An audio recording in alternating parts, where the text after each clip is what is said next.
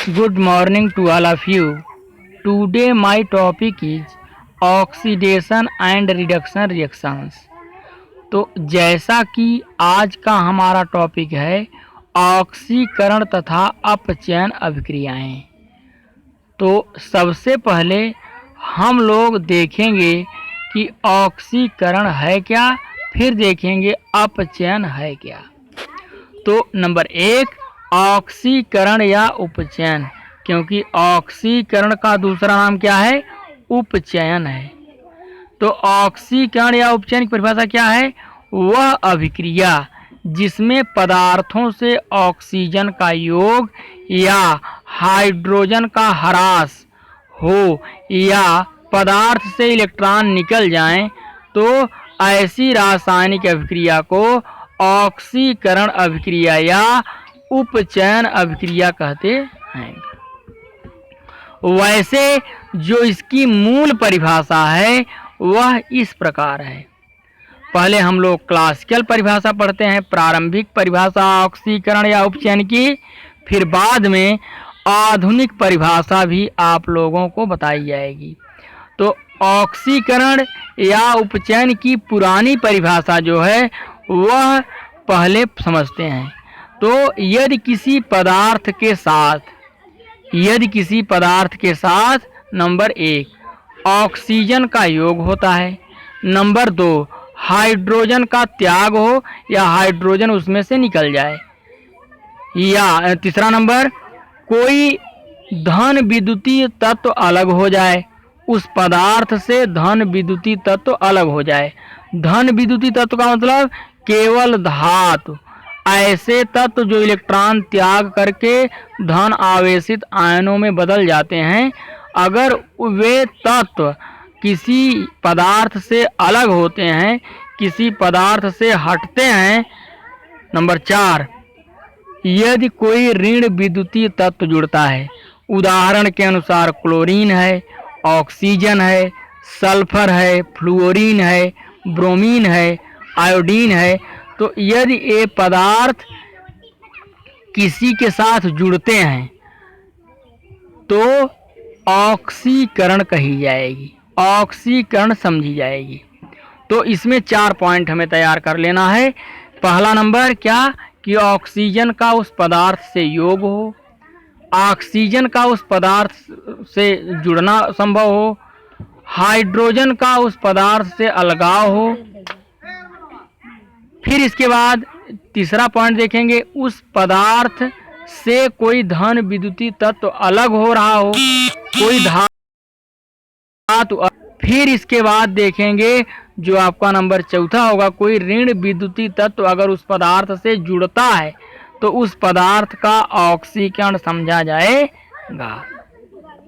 माने हाइड्रोजन जुड़े उस पदार्थ से तब उस पदार्थ का ऑक्सीकरण होगा, हाइड्रोजन उस पदार्थ से निकल जाए तब ऑक्सीकरण होगा, कोई धन विद्युतीय तत्व उस पदार्थ से अलग हो जाए तब ऑक्सीकरण होगा, और कोई ऋण विद्युतीय तत्व उस पदार्थ से जुड़ जाए तब इस दशा में उस पदार्थ का ऑक्सीकरण होगा, जिसे हम उपचयन भी कहते हैं।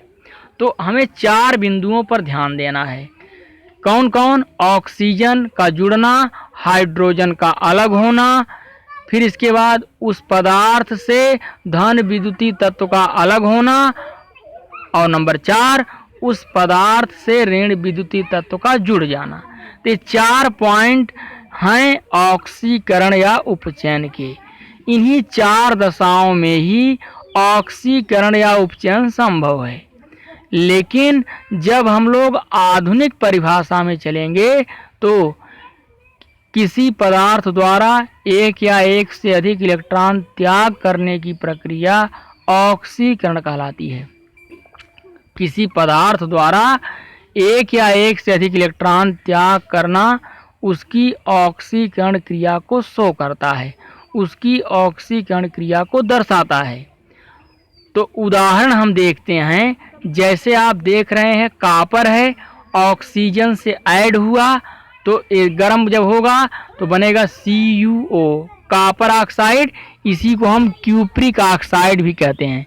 क्योंकि यहाँ कॉपर की वैलेंसी 2 रखी गई है, इसलिए क्यूप्रिक ऑक्साइड है CuO। तो 2Cu प्लस O2, तीर के ऊपर तापन, बन गया 2CuO। तो यहाँ पर कॉपर का ऑक्सीकरण हो रहा है। क्यों?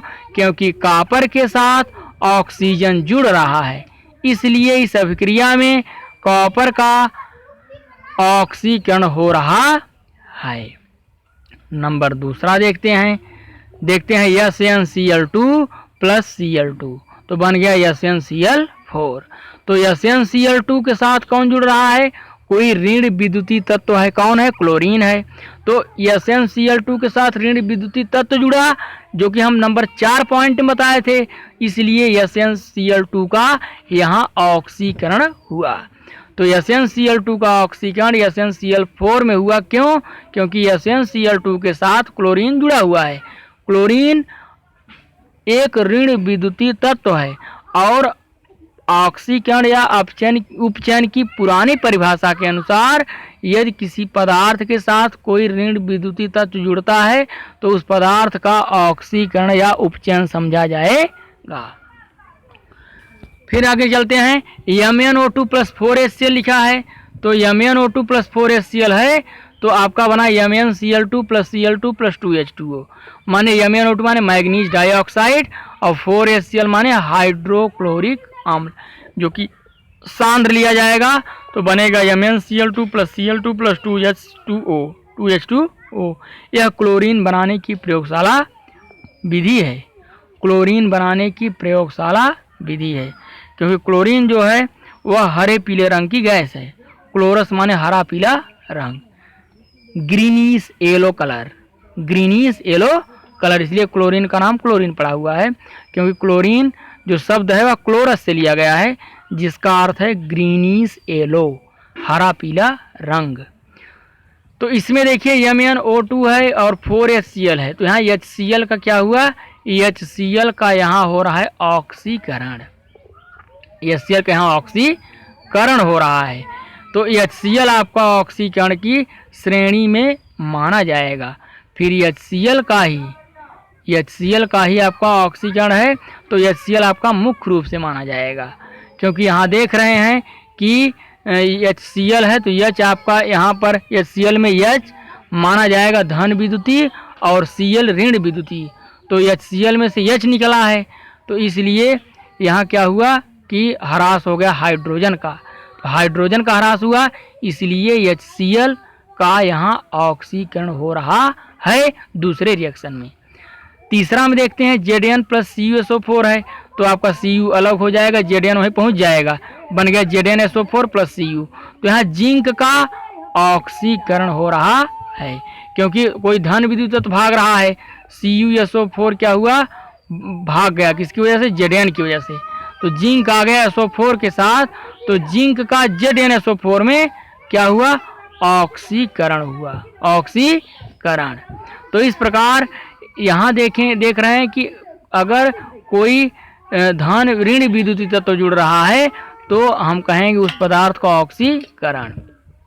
और जो नंबर 4 आपकी उदाहरण है, चौथी उदाहरण, वह ऑक्सीकरण या उपचयन के आधुनिक परिभाषा से है कि यदि किसी पदार्थ से एक या एक इलेक्ट्रॉन निकल रहे हों तो उस पदार्थ का ऑक्सीकरण समझा जाएगा।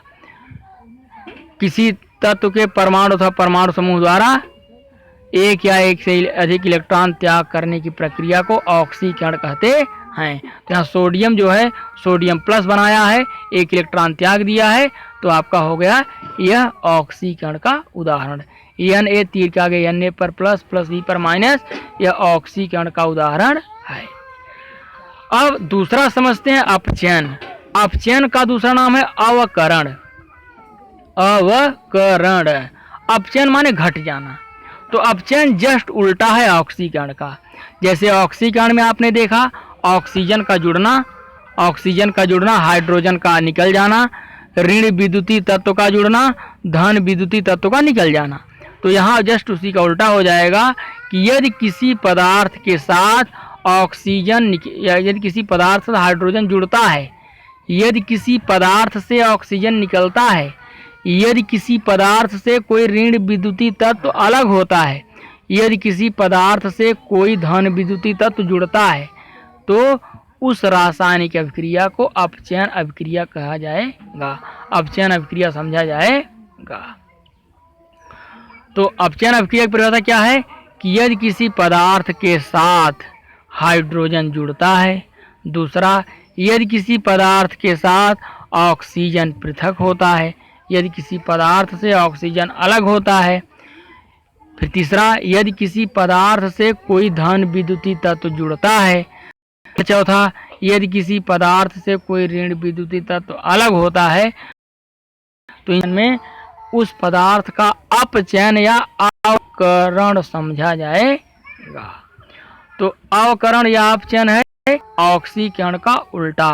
जैसे ऑक्सीकरण में आपने समझा था, जस्ट उसका उल्टा अपचयन में है। तो आइए उदाहरण देखते हैं। कॉपर ऑक्साइड है, कॉपर ऑक्साइड हाइड्रोजन से जुड़ा तो ऑक्सीजन को अलग कर दिया, माने Cu अलग हो गया, H2O अलग, क्योंकि O चला जाएगा H2 के पास तो बन जाएगा H2O, Cu आपका अलग हो जाएगा। तो कॉपर ऑक्साइड हाइड्रोजन से जुड़ने पर कॉपर बनाया और जल बनाया। तो इस प्रकार हाइड्रोजन कॉपर ऑक्साइड से जुड़ा हुआ है, इसलिए कॉपर ऑक्साइड या क्यूप्रिक ऑक्साइड का यहाँ अपचयन हो रहा है, क्योंकि हाइड्रोजन जुड़ा किससे? CuO से, कॉपर ऑक्साइड से। तो इसलिए CuO का यहाँ अपचयन हो रहा है। दूसरा उदाहरण देखिए, CuCl2 प्लस Cu, ये क्या है? CuCl2 के साथ कौन जुड़ रहा है? कोई धन विद्युतीय तत्व, कॉपर। कॉपर क्या है? धन विद्युतीय तत्व है। कॉपर है आपका इलेक्ट्रोपॉजिटिव एलिमेंट है, माने यह इलेक्ट्रॉन त्याग करके धन आवेशित आयन बनाता है। Cu पर 1 प्लस होता है, Cu पर 2 प्लस भी होता है। जब Cu पर 1 प्लस हो तो उसे क्यूप्रस नाम देते हैं, जब Cu पर 2 प्लस हो तो उसे क्यूप्रिक नाम देते हैं। तो CuCl2 प्लस Cu आपका मिल गया 2CuCl। इधर आपका क्यूप्रिक क्लोराइड है CuCl2, उधर बन गया आपका क्यूप्रस क्लोराइड CuCl। तो इस प्रकार जो ये रासायनिक अभिक्रिया है इसमें CuCl2 का अपचयन या अवकरण हो रहा है, क्योंकि CuCl2 के साथ कौन जुड़ा? कोई धन विद्युतीय तत्व। हमारे पुराने परिभाषा के अनुसार वह क्या है? अगर कोई पदार्थ धन विद्युतीय तत्व से जुड़ेगा तो उस पदार्थ का अपचयन या अवकरण समझा जाएगा, अपचयन या अवकरण कहा जाएगा। इसी तरह ZnO प्लस C तो बन गया आपका Zn प्लस CO। तो यहाँ क्या है? ZnO से जिंक बन गया, ऑक्सीजन अलग हो गया। तो इस प्रकार यह यहाँ पर ZnO का अपचयन हो रहा है, ZnO का अपचयन हो रहा है, क्योंकि ZnO से ऑक्सीजन अलग हो गया। तो जब किसी पदार्थ से ऑक्सीजन अलग होगा तब पर भी उस पदार्थ का अपचयन ही समझा जाए या अवकरण ही समझा जाएगा। तो दूसरा भी अपचयन का उदाहरण, तीसरा नंबर देखते हैं। FeCl3 के विलयन में जब हाइड्रोजन सल्फाइड गैस जो सड़े अंडे जैसी गंध वाली होती है उसको जब डालते हैं तो हमें काला अवक्षेप मिलता है, यानी सल्फर अलग हो जाता है, सल्फर आपका निकल जाता है। तो इस प्रकार H2S से S निकल गया, H2S से S निकल गया, माने H2S का क्या हुआ? H2S का यहाँ आपका ऑक्सीकरण हुआ, H2S का ऑक्सीकरण हुआ। क्यों? क्योंकि H2S से H निकल गया, H2S से हाइड्रोजन अलग हो गया, तो यहाँ H2S का ऑक्सीकरण हुआ। लेकिन FeCl3 में देखिए आपका ऋण विद्युतीय तत्व कम हो गया, माने क्लोरीन घट गया, FeCl3 से FeCl2 बन गया, माने ऋण विद्युतीय तत्व में कमी आई, इसलिए यह अपचयन का उदाहरण है। और लास्ट में देख रहे हैं आप Na पर प्लस प्लस E है, तो Na पर प्लस माने धन आवेशित आयन, आपका इलेक्ट्रॉन एक ले लिया तो आपका उदासीन बन गया, आपका उदासीन बन गया। इस प्रकार आपने लिखा 4 उदाहरण अपचयन के और 4 उदाहरण ऑक्सीकरण या उपचयन के। अपचयन का दूसरा नाम अवकरण है और ऑक्सीकरण का दूसरा नाम उपचयन है।